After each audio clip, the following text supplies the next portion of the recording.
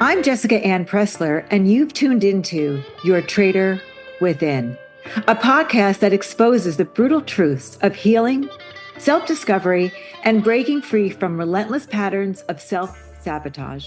Today's guest is Nikki Heyder, a psychotherapist, published author, and business mentor with over 13 years of experience as an entrepreneur herself.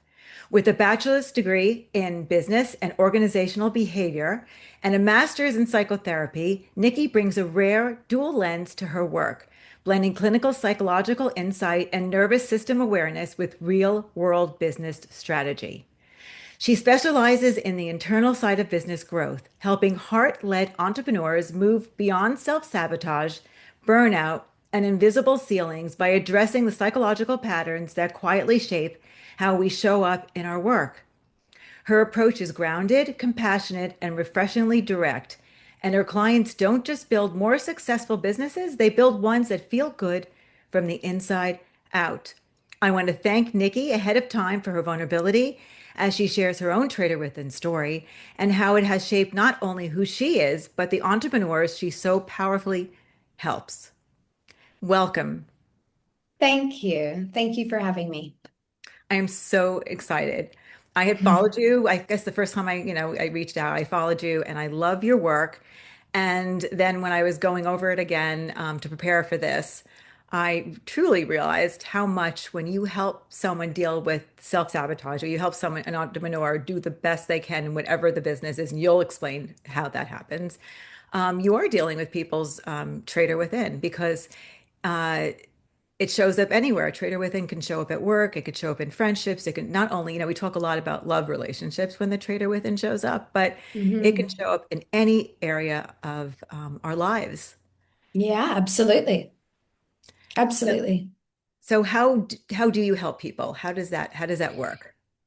How do I help people? Yeah, I mean, I would say that as you read in my bio, I help a lot of, I still have my therapy practice where I do still work with individuals across all different topics, whether it be relationship, whether it be couples work, whether it be, I even work with teens as well, and I support teens through self-worth issues and what have you. And then this side of my work is relatively new. It's kind of, I've been doing work with entrepreneurial psychology and entrepreneurs and founders for the past couple of years. And I guess it's quite unique in the way that what I support somebody with is the person behind the strategy. I suppose what I often see with founders and entrepreneurs who want to grow a business or scale a business or have more speaking opportunities or, I don't know, collaborations, or they have these big dreams, right? They have these ideas and these dreams. Um, and then they find themselves literally unable to execute. Even though Hmm. the strategy is there, the blueprint is there, they have the instruction manual, they just can't seem to move forward, or they move forward and they keep collapsing back. And so I found this, I guess, really interesting niche, if you will, whereby I really support founders with what's happening beneath the surface and why they're self-sabotaging and why they're afraid of being seen and why they feel guilty when they receive money and like all of these things that are happening quietly beneath the surface, but it's not really obvious until it's named or until the self-inquiry is there. Hmm. I think that's incredible, actually, because I really Thank think you. that society doesn't necessarily talk about this. We don't really, and it's only actually when I think about a society, and I don't agree with this at all, it's either you make it or you fail. And Yeah. no one really looks into what's happening here. Why are you self-sabotaging? They're just saying the business isn't working, or, she just couldn't hack it, or all these horrible messages that we tell ourselves. It can come from childhood. It could come from, different areas. The teacher that said you couldn't make it, the Yeah. perfectionist side of a person that says if I don't succeed 100%, then it's not worth doing, or I'm a failure, Yeah. right? Yeah, absolutely. Absolutely. And society definitely does. I think it's changing a little bit, as we're moving towards there's a lot more. people that are stepping out into entrepreneurship. There's a bit of a move away from that old capitalist structure of, you must climb the corporate ladder, you must work in an organization, you must this, you must that. I think a lot of that landscape is changing and shifting. But because of that, there are a lot more people putting themselves out there in vulnerable positions where they're starting their own businesses, and like you and I, we're doing our own thing. But there's not a lot of support for people as to, yeah, why isn't it working? And then they compare themselves to what other people are doing or what they've been raised with, which is it's not working because you're not working in an organization. It's not working because you haven't climbed the corporate ladder. It's not working because you took an unconventional path, and that's why we don't take unconventional paths, So we really can have those stories in the background of our culture and our upbringing, and also our parents' generations kind of telling us why us Mhm. doing this thing is not right. How do you think social media plays a part in that? I think social media, I mean, I think it has its positives Mhm. and it obviously has its downside as well. Um, the biggest thing that I see with social media is comparison. And once again, this when we're too invested in it, when we're following people who I think there's a thin line between someone who inspires us and someone that we're envious of.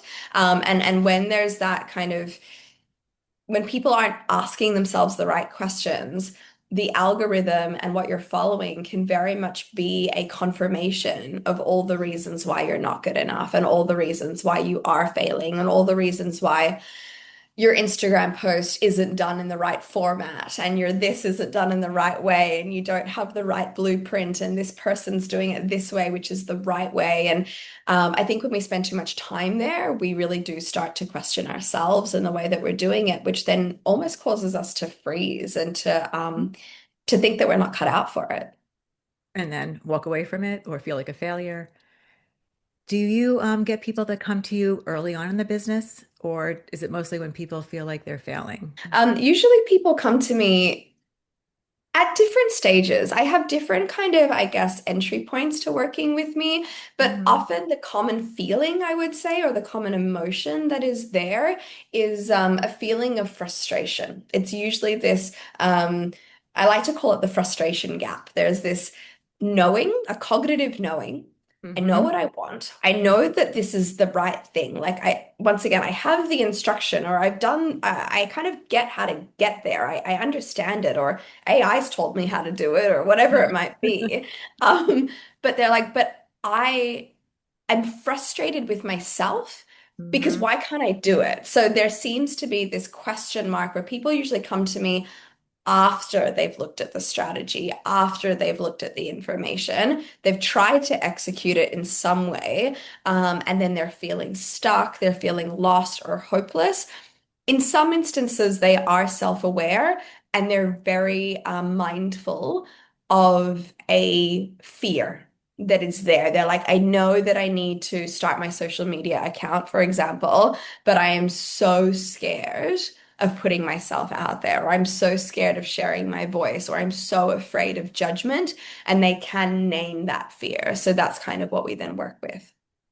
So do you, is it when people come to you, do they want the answer in 6 sessions? Are they willing to do the work to go back to their childhood? Or like what are people willing to do mostly? Or I guess it's, I mean, I would say, Jess, that like I'm definitely a person who I love working with people who are willing, and I'm sure you are too. of It course. makes such a difference when someone's like, you know what, I'm open and I'm willing to do what is needed. I'm really like my perspective is open. I've tried so many things, and at this stage, let's just see what happens. Like they're my favorite people to work with because it means that we have so much room for exploration. Most of my clients work with me for about 6 months. When it comes to the business side of things. And that is because we look at strategy and psychology or identity at the same time simultaneously. So it's almost like exposure therapy in a way. We look at the strategy as the strategy's there comes the fears. Then we spend the time looking at the fears and looking at the root. And sometimes that might take one session, 2 sessions. Sometimes it goes all the way into childhood. It's not uncommon for it to do so. And then we come back to strategy or we come back to the behavior, right? Implementing something, seeing how it feels, regulating the nervous system, tackling the next task. So the business grows, but so does the individual, and so does their confidence. But I've Mm. had clients work with me for shortest time would be 3 months. Longest time would be a couple of years where they actually just enjoy having me around, also because of, I guess, the greatness of their vision. They have multiple things they want to do. They know that they're constantly changing and evolving, and they like to have that person there to support them. I really, more and more I hear you, I really love what you're doing with that because it really is a Oh, niche. thank It is you. niche. I've never heard of anyone doing it. I mean, as a psychotherapist, people will come in with, with problems with work, but not with, I mean, the knowledge and doing it simultaneously is really brilliant. Thank you. Thank you. I really enjoy it because I'm also very, even as a therapist, I'm quite solutions focused. So I do like the forward motion and the forward momentum of, I'm not the kind of therapist who will sit and unpack your past and then we don't do anything about it. Like I really like to move forward with my clients. I love tools and techniques, and I'm a big homework therapist. So it for me, it kind of melds really well where we can unpack these things, but we're always moving forward. And there's this feeling of progress that I think both parties really enjoy in the relationship. And it helps people to keep going if they have, Yeah. something. Yeah. And it gives us a reason to celebrate. Like we might unpack something that's really hard one day, and then the next day we're celebrating that that thing is now, there's a sense of relief. And now all of a sudden we can do the hard thing we couldn't do a few weeks ago. And then we get to celebrate that together. And I love those moments with my clients as well. I love the celebratory moments of compassion as well. Hmm. Are Yeah. any of these clients in person or everyone is online?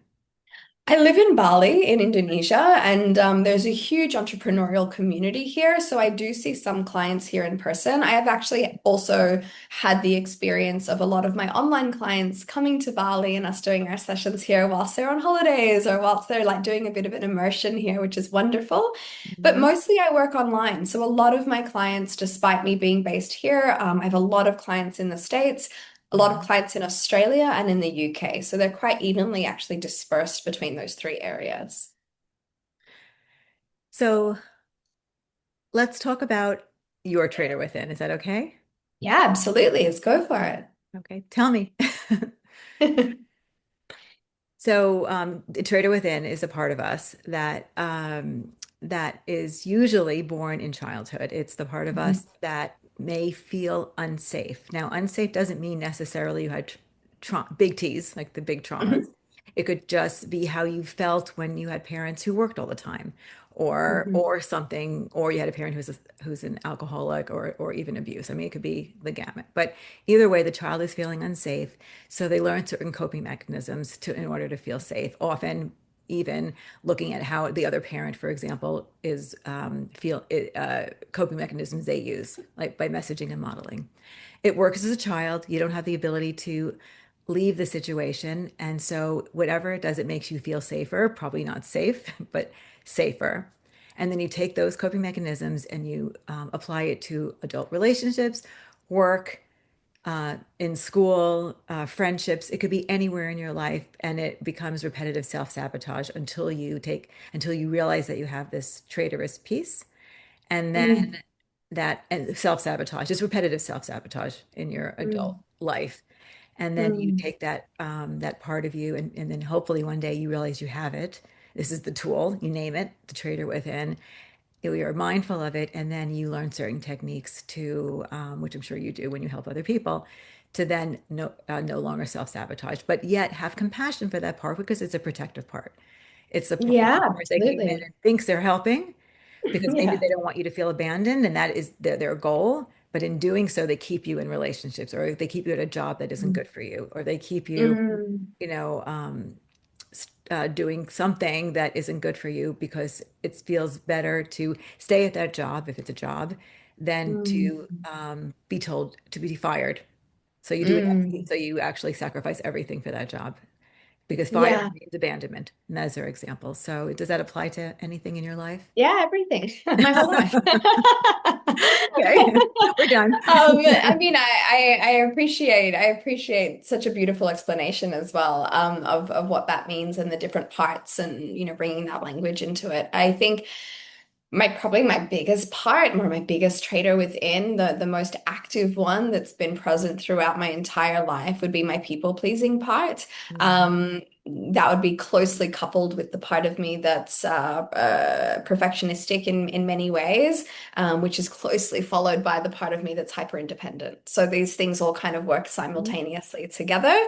But I would say the people pleaser is probably has been the most active one, not only the one that developed the fastest within my childhood, the one that I'm very aware of, but also the one that followed me into romantic relationships, that followed me into business decisions, that followed me into everyday life. And one that I still notice is, even in my own work, I like to say to my clients, these parts of us, they are memories, like they don't go away essentially, but like we can recognize how to respond to them in different ways. And so I still notice her, and when she does come up and when she is present and when she thinks that that is the solution to whatever problem it is that I'm facing, and how to respond to her. But I mean, I guess for the sake of today, I would say it's my people pleaser part that's been Mhm. the most prevalent. Yeah. Mhm. Would you be okay to give an example of a Yeah, specific? absolutely. Absolutely. I mean, I think if we look at relationship wise, I often was drawn to partners who were emotionally abusive. That is something that I experienced as a child with my own father. And so I did have a strong father wound that I often sought to repair through other male partners. I didn't know that at the time, but it's very clear looking back. And a lot of these people or these partners that I had, especially in my teenage years and my 20s, some of them had addiction issues, some of them were physically or emotionally abusive. Were all of them were cheated on me. So I've never had a partner outside of my husband who's not been unfaithful. So that was something that I tolerated, and I would tolerate bad behavior all the Mm. time. And I tolerated it and I tolerated it. And the narrative was always that, oh, it's because of me. Like it's because I've done something wrong, or it's because I'm not good enough. And so how do I be better? How do I be better? How do I please them more to try to make this behavior go away so that they can see that I'm worthy, which is very much that narrative that I had as a child. How do I make sure that dad loves me as much as he loves them? Or how do I make him proud of me? Or how do I say the right thing that doesn't set him off? Like I don't know how to do that. So every time he would get angry, it would be because or my belief was that I had said the wrong thing. I had done the wrong thing. And so in my romantic relationships, it was the same. They cheated on me because I wasn't maybe fulfilling them the way that I should have been, or I wasn't fun enough, or I wasn't this enough, or that enough, or available enough, or pretty enough, right? There was always this like, I'm not good enough in some way. So let me make it better. So that looked like a lot of sacrificing of my boundaries. It looked like a lot of yeses when I meant no. It looked like a lot of sacrificing of the things that brought me joy. So if we're thinking about relationships, my friends meant the world to me, but they were always the first thing that I let go of when I was in a relationship when I was younger. I would always be prioritize the boyfriend, always prioritize the boyfriend and always cancel the plans with the girlfriends, even though the girlfriends were the ones that were always there for me when things fell apart. And I wanted to be with my girlfriends. Like I wanted to hang out with them. I wanted to go to the movies with them. I wanted to have dinner with them. But there was this feeling of like, no, that's bad. That's wrong. Like you need to be loyal to this person. And oftentimes with certain partners, if I did hang out with my girlfriends, then that would actually get me in trouble. So it reinforced that belief. Right, for sure. They walked hand in hand with your traitor.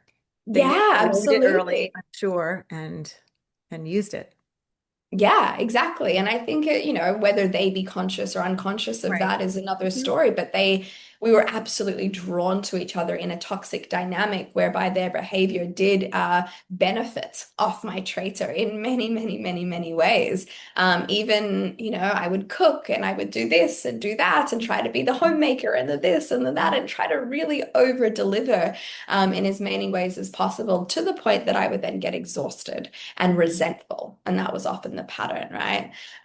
In business, it would look like, I mean, especially in my previous business, my people pleasing would come out in that same way of over delivering and undercharging. Mm-hmm. Yeah, so like I'm going to give you so much value and I'm going to charge you nothing for it. Mm-hmm. And or if someone would pay me, I would feel guilty for that receivership of money. I Mm-hmm. would feel like, oh, have I done enough to be worthy of you paying me this? It would look like overextending myself. So once again, this inability to set boundaries, saying yes to things that I didn't want to. So in my previous business, saying yes to opportunities that actually weren't aligned. And I was like, I don't want to do this, but I would do it because I thought it would be good for my reputation, or it would mean that someone would think I was more of an expert, or it would mean whatever. There was always this attachment to validation, I guess. And Feeling with worthy, that, it sounded like, because you spoke yeah, the about that. worthiness. Men. Hmm. Yeah, exactly, exactly. And in that business, it's these patterns of people pleasing, overextending, the guilt, the wanting to be seen in a certain way, wanting to be worthy, wanting to be valuable, that ended up my entire business collapsed as a result of a lot of my own inner traitors that ended up affecting the Hmm. strategy of the business. Like the whole thing shut down because of that, and got me into a lot of hot water because of that. Hmm. Yeah. And you must take some of that knowledge and then how you help other people in their businesses, right? Yeah, absolutely. And once again, I used to think like, oh, my own inner critic or my own part would say, well, you can't help other people because you failed. So, Mhm. like, who are you to actually support people in their businesses? It took me like 9 years to even feel comfortable to talk openly about the fact that my business failed because my inner perfectionist Mhm. was so ashamed of that experience. And it wasn't until I did and that I could be really vulnerable and open about it and to say, well, you know what? Like, it wasn't, yes, it was the things, like, there were certain things that caused the business to crumble from a financial perspective or a structural and systems perspective. But what drove those things was the owner, the founder behind it, and the decisions and the lack of clarity, the unwillingness to ask for help, my hyper independent part. I can do it by myself. I can prove that I can. Like, I don't want to be stupid. I don't want people to think that I'm weak. I don't want people to think that I'm dumb. Like, I'll figure it out by myself.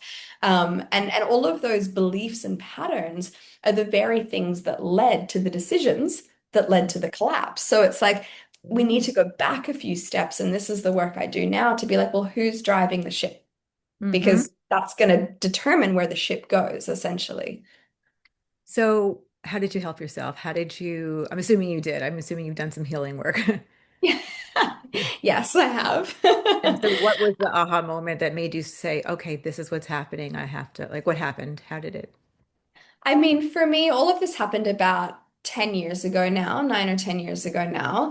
It coincided with when I was finishing my master's and doing my clinical work. So I was already kind of interested in the therapeutic side of things, and I was already studying and really involved in the kind of that realm of psychology and understanding myself. But I was still, if I'm honest, very stuck in a lot of my patterns and behaviors. And I was very distracted by my business because it was just so chaotic at the time. I'd been in therapy since I was about 18, kind of navigating more relationship stuff and my dad stuff and things like that that had come up across my earlier years. But it wasn't until there was a few probably key things, one of them being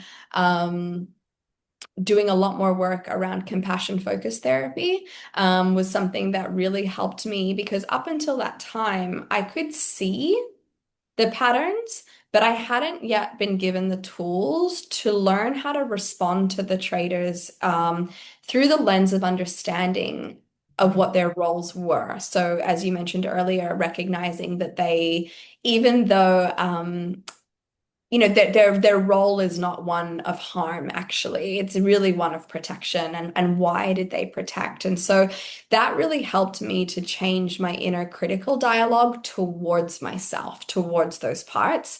And then the second thing would be parts work. So those two things combined, the parts work coupled with the compassion focused therapy and the compassion focused approach, gave me a whole new world of um, tools and techniques to be like, wow, now I don't only just see it, but I Mhm. know how to communicate with it, and I know how to actually give it the things that it needs, the response that it needs in order for it to feel safe and confident and courageous and all of these things. And then from that came a lot of other bits and pieces. For example, working on my voice and working on my fear of visibility and my fear of using my voice. So I've done a lot of work around my throat chakra through like yoga and meditation and mantra work. I've done a lot of exposure therapy with like being seen and sharing my voice. And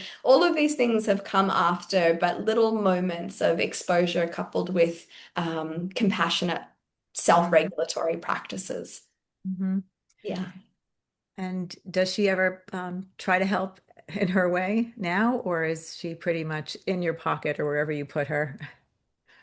I mean, I would say she still tries to help. I think it's just that I know how to respond to her and see her. And sometimes she'll come up and be like, oh, but what about if we just discount on this? Then maybe that person will buy it. And I'm like, well, no, that's not what we're doing right now. And this is Mhm. really valuable. And so I Mhm. don't want to undervalue you. And that might be the conversation I have with her in business. And Mhm. even in my marriage, I would be lying if I told you that, if my husband comes home in a grumpy mood, for example, I would be lying if I told you that that little girl in me doesn't pop up and say, do you think he's angry at us? Should we do something? Mhm. And I go, no, no, he's had a hard day. He's been stuck in traffic all day. He's got every right to be angry. It's got nothing to do with us. Mhm. And so it's those tools and that ability. But Mhm. yeah, of course she still comes up. Mhm. But Yeah. if you, as we talked about, if you have compassion for her and you don't see her as the enemy, you see her as not working well, for, Yeah. then you can have these conversations and Yeah. Yeah. not And it's so and healing to be actually have that right, inner dialogue, isn't it? right. And an inner dialogue that works, not one that's telling you you're not worthy, you're not. It's the inner dialogue that actually says, I got this now. I'm seeing Yeah. things differently now, and I've got this. It's not me. It's he had a hard day. Yeah.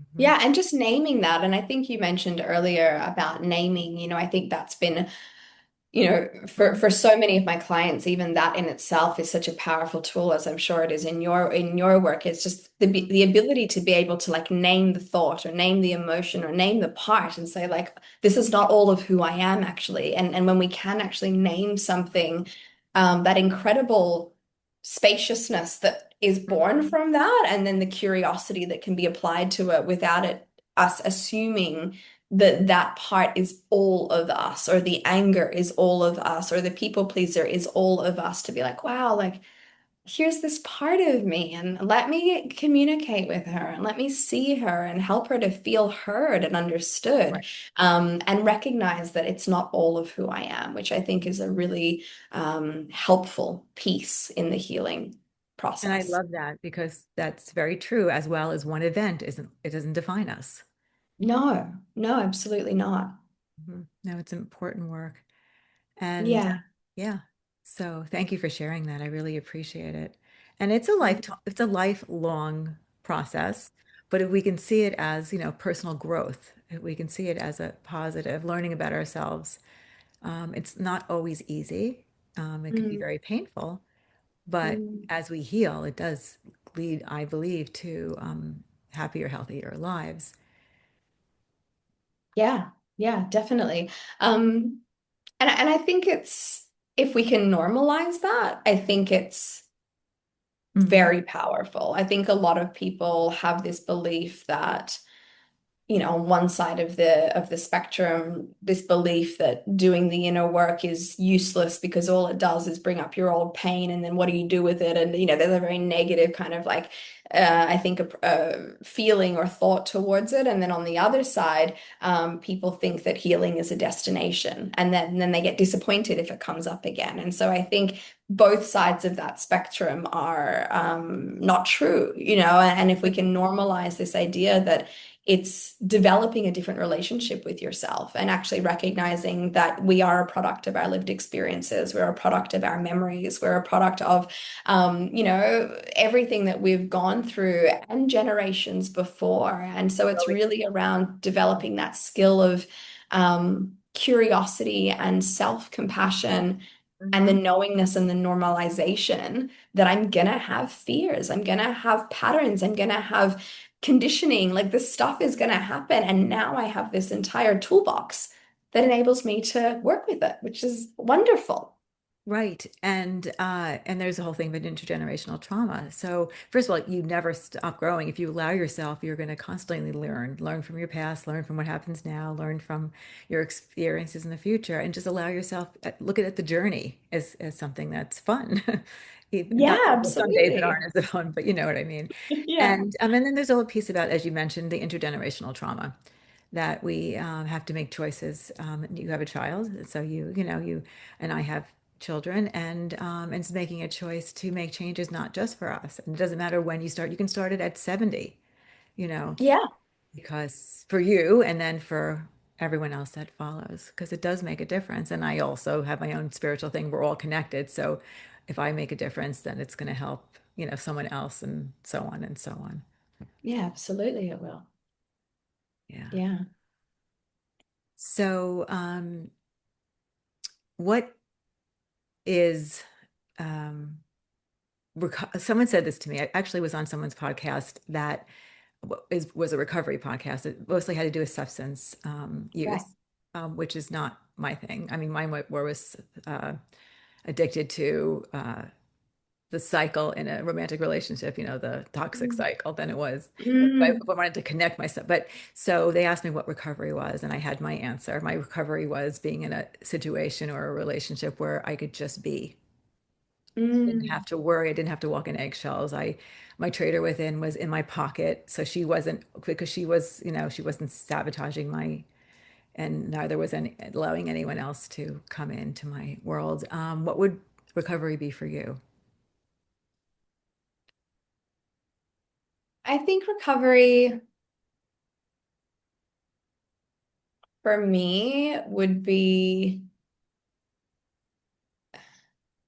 I think one of the biggest things for me, something that I often come back to all the time, is the normalization of the human experience. Like for me, it's so important that we don't make ourselves bad or wrong Mm-hmm. for whatever it is that we're doing, for whatever it is that we're, whether it be we've slipped up again, or that, that traitor's popped up again, or we made a decision that we're not proud of, or we made a mistake, or heaven forbid we're angry because we haven't eaten breakfast and we've had two coffees, and like whatever it might be, like this Mm-hmm. ability to recognize our humanness and to not let those little bumps along the path like be the reason why we tell ourselves that we're then not good enough, or we're then this, or we're then that. It's, I think there's this really beautiful ability that we all have to, like you just said earlier, we're all learning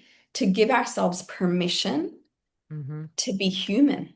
I think it's really important, like, and it's so important for our children, and for our clients, even as a therapist, I really hope my clients see the human in me, and they don't just see me as this clinical person that guides them through stuff. I want them to know that I have challenges and I have problems, and I have a sense of humor, and I'm not going to get everything right all the time because I am human. And that permission piece for me would be what recovery would look like. It's that ability to be like, oh, I didn't do my best today as a mom, and like I can see why, and I can learn from it, and I can also recognize that I'm human, and I can see like that it's because of this, that, and the other, and I'm gonna take that, and I'm gonna I'm going to try to do it differently tomorrow. That humanness is very important, I think, and also hopefully it reduces shame because people are Yeah, which is feeling what, yeah, shame. I would hope that it Mhm. would do, is to move away from that idea that we have to have it right from the get-go, or that we have to be perfect, or we got to do it right, or be seen a certain way, or whatever it might be, and to really significantly reduce the shame by normalizing the human experience in all of us and having more open conversations about that normalization process, with our friends, our peers, our clients, our kids. Mhm. It's so normal to fumble our way through our lives, actually. So I love that. I love that piece, and I know that you're going to teach it to your child and or children to be, depending on if you're. But so you do counsel. You said teens as well. I do. So I also love that because I think that yes, we can help as clinicians anybody at any point. Mm, But if we can teach teens or even younger some of the skills and also the ability to self-soothe and the ability for self-esteem comes within them and not to rely on others to give them feelings of worthiness. That's amazing. So when your yeah. teens come in, it's a great place to give them these tools. Yeah, I feel my teen work happened by chance, and I've been doing it for quite a long time now. It's not even something that I really advertise. It usually happens through referrals. But I love my teens. I love working with them. I really am reminded of what it felt like to be a teen when I'm with Mhm. them. And Not easy. I remember. it's so challenging. It's so hard, Mhm. like figuring out who you are, being in this space where you don't feel like a child, but you're not quite an adult, Mhm. your body changing, pressure at school, Mhm. the disconnection or the shift in like your relationship to your parents, how Mhm. important your friends are, all the bullying that goes on, the all the peer stuff, falling in love for the first time, getting your heart broken for the first time, navigating sexuality, like Mhm. all of it. It's like it's just so It's a much. lot.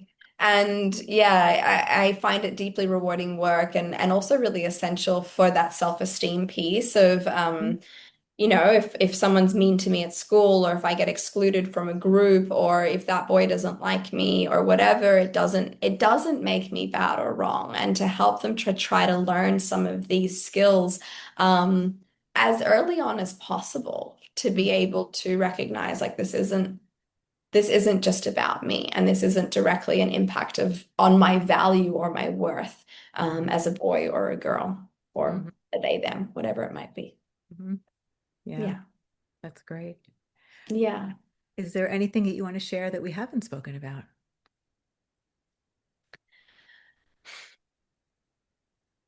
I don't think so. I mean, I feel like it's been such a wonderful exploration of how these parts come up, and not only in the context of business, which is where my work is solely focused on now, or predominantly focused on now, but just once again, how normal it is for these traitor parts of us, or these parts of us, to show up as teenagers in relationships and marriage and motherhood, and hopefully for the listeners, or people watching, to recognize and to get curious, about themselves. I think that's one of the skills that I would love for all people Hmm. to develop more. I would love if everybody could learn one skill more.